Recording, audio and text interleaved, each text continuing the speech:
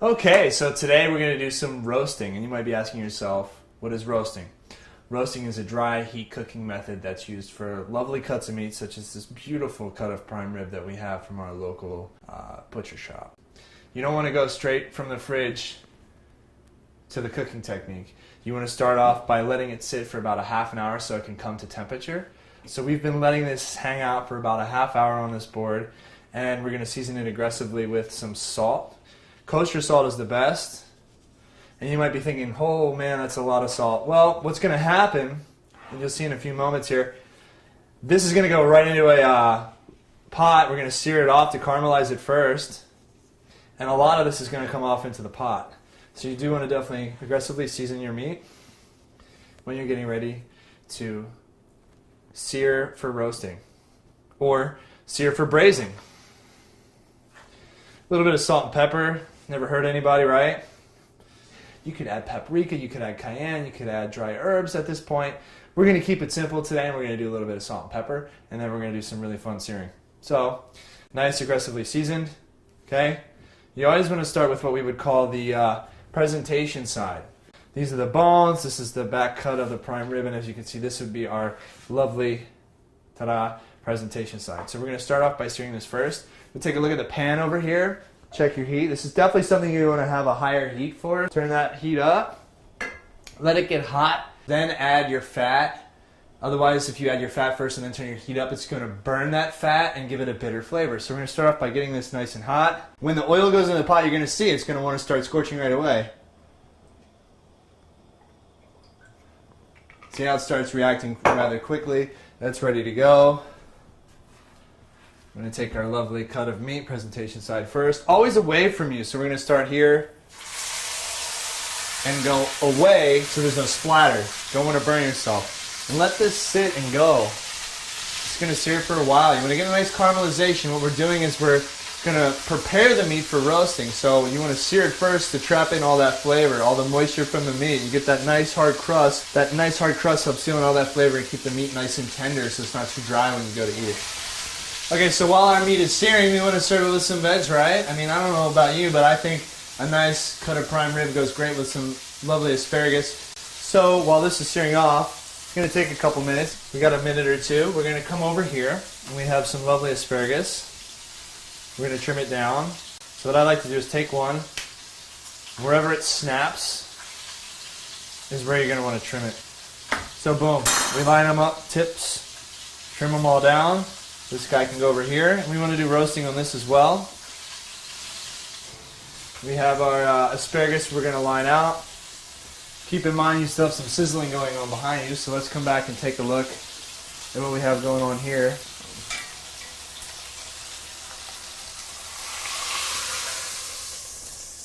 As you can see here, we're starting to get a nice caramelization. It can go a little bit longer. Really want to get a nice hard golden, deep, dark brown. You don't want any black, but you want to get a nice caramelization. Let it go for another couple minutes. And while that's going for another couple minutes, we're going to come back and check on our asparagus.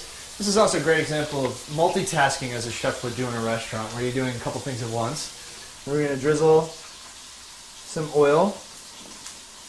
Always when roasting, you want some sort of coating, some sort of fat. You can do butter as well. I like using oil. There. Come back. A little bit of salt. Never hurt anybody. Helps enhance flavor. You can do pepper at this point. You can leave pepper out. Some chefs love using salt and pepper. Some just like salt. But because we're serving it with steak, I want to do a little bit of pepper. You can omit it. No big deal. Maybe you don't like pepper. Maybe you just, want to keep it salted. Now, we talked about roasting meats and a high heat or a sear. The asparagus is a lot more delicate and will cook extremely fast, so we're not going to do a high heat to start off with the asparagus. With vegetables, you can start off with a lower heat. So we're going to start off with 300 degrees and just go nice and slow and check in about 6 minutes.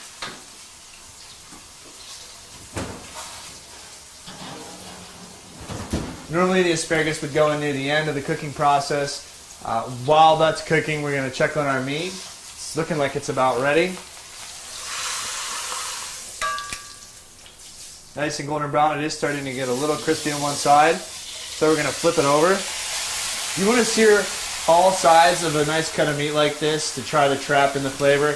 It's not about just throwing something in a pot or an oven and walking away. It's about being aware of what you're doing. It's being conscious of the temperature and the time. In this case, we've got the oven set to 300. Maybe take about an hour, hour and a half to get this to a nice medium rare. But I would do 200 degrees. Super slow though for like 2, 3, maybe 3 hours. It takes a lot longer, but you're going to get this great end result. Let's speed this up a little bit. So we've seared off the back. We're going to sear up the sides.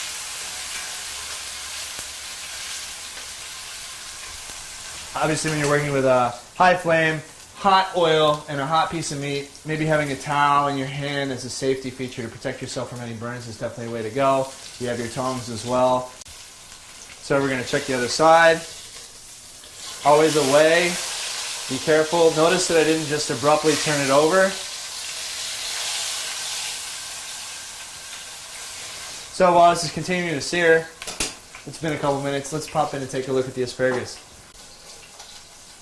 They still need quite some time.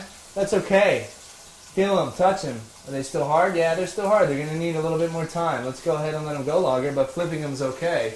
That way you get even cooking on both sides, because this pan is going to conduct heat and it's going to cook the side that's touching the metal a little bit faster. Pop those back in there.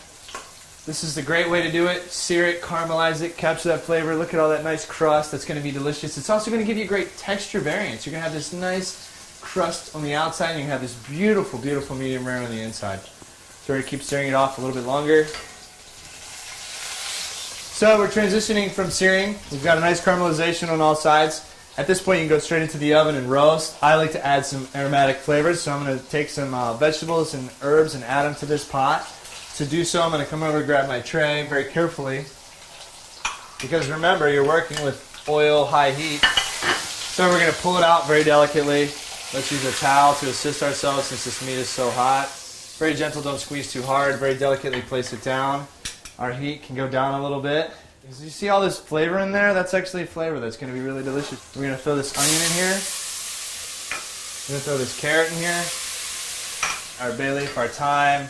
This is going to lead into a sauce eventually. You can leave this bed underneath as we roast. I'm going to put the meat in here. I'm going to do presentation side down so it roasts nice and even. Okay. So we're now going to go from the stove to the oven. We're going to take our pot. Be careful. This is heavy. It's hot. Use a nice dry towel so you don't burn yourself. I'm going to go ahead and put it in the oven.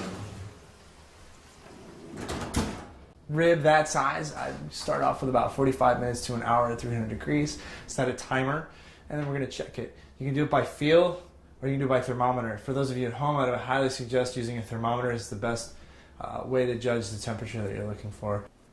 Okay, so while our prime rib's roasting, we can't forget about our asparagus that's been in the oven. It's been in there for about 6 to 8 minutes. We're going to go ahead, take a look, and see how it's doing.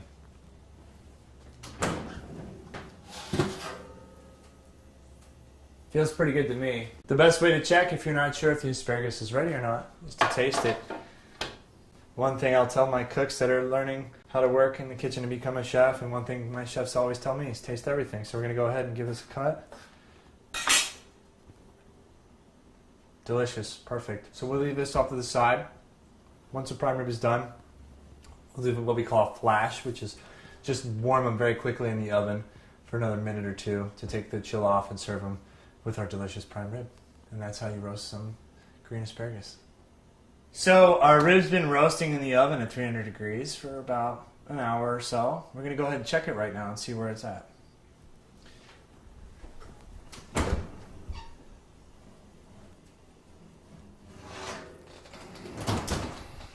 Let's bring it over here. Best way to check is with a thermometer. We're looking for about 120 to 125, and then we're going to let it rest. You say, why do you let it rest? Well, the meat's been cooking. It's been tensing up due to the heat. We're going to let it rest and relax, so that when you carve into it, you don't have this blood everywhere. We're going to start off with probing it with a thermometer. Be very careful. It's very hot. And if we look at our thermometer, we're at about 120. So we're going to go ahead and pull this out. We're going to let it sit on this cutting board for about 10-15 minutes. We're going to pull out the thermometer, set it aside. I'm going to go ahead and pull this out. and let it just rest. Let this hang out for about 10 minutes or so. It's still going to be really hot, and then we're going to carve into it. While this is resting, we're going to get our asparagus reheated. Our asparagus has been hanging out, waiting. It's nicely cooked. We're going to go ahead and pop that back in the oven. Get that hot while this is resting.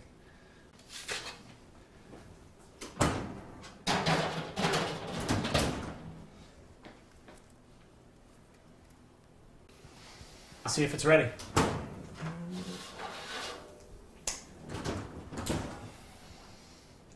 Looks delicious. I'll let that hang out for a minute, cool down just a bit, and it's time to cut into the meat and see if we did a good job. You're going to come in near the bones, hold it up like so, and we're going to slowly cut right into our rib. Okay, so we've cut into our rib, and that looks like a beautiful medium rare to medium to me. Delicious, still nice and juicy. There's a little bit of blood. There's always going to be some blood. Don't worry about it. So we've successfully seared and then roasted our rib. And we also have some lovely asparagus over here. We're going to go ahead and bring that over here as well. Lovely asparagus. This can be applied to things such as turkeys for Thanksgiving if you want to do a roast. You can do this application with so many different vegetables. You can roast mushrooms, you can roast cauliflower, you can roast tomatoes, you can roast eggplants, whatever kind of vegetables are available depending on the time of the year. But the same application works. It's tempering, seasoning, searing, whether it be in a pan or in the oven with extremely high heat for a short period of time. Then you have your roasting. Using a thermometer to check the temperature always is critical to make sure you have a great final product. Then you let your meat rest. Then you carve into it, and you have a delicious meal. And that, folks, is how you roast.